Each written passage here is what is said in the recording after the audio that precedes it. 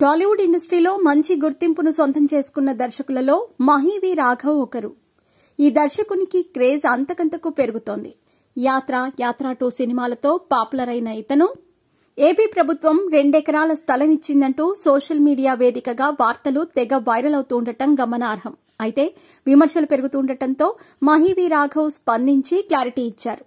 రాయలసీమకు cinema industry ఏం చేసిందో చెప్పాలని మహీవి రాఘవ్ అన్నారు.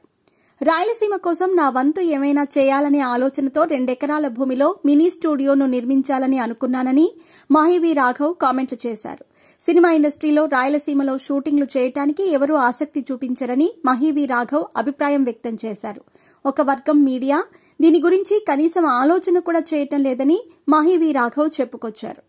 వాళ్ల ప్రభుత్వంలో వాళ్లకు నచ్చిన వాళ్లకు ఎక్కడో అక్కడ భూములు ఇచ్చారని, ఆ భూముల గురించి మాత్రం ఎవరూ కామెంట్ చేయరని మహీవి రాఘవ్ వెల్లడించటం గమనార్హం. నా ప్రాంతానికి ఏదో చేయాలని ఆశయం లేకపోతే నేను ఇతర ప్రాంతాల్లో స్థలం అడిగేవాడినని మహీవి రాఘవ్ చెప్పుకొచ్చారు.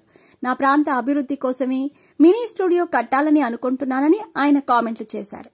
సినీ పరిశ్రమలో రాయలసీమ అంటే షూటింగ్స్ చేయడానికి ఎవరూ ఇష్టపడరని మహీవి రాఘవ్ చెప్పుకొచ్చారు. నేను రాయలసీమలో తీసిన 3 ప్రాజెక్ట్స్ కోసం 25 కోట్ల రూపాయల రేంజ్లో ఖర్చు చేశానని ఆయన కామెంట్ చేశారు. నేను కేవలం 2 ఎకరాల్లో మాత్రమే స్టూడియోను నిర్మిస్తున్నానని మహీవి రాఘవ్ చెప్పుకొచ్చారు.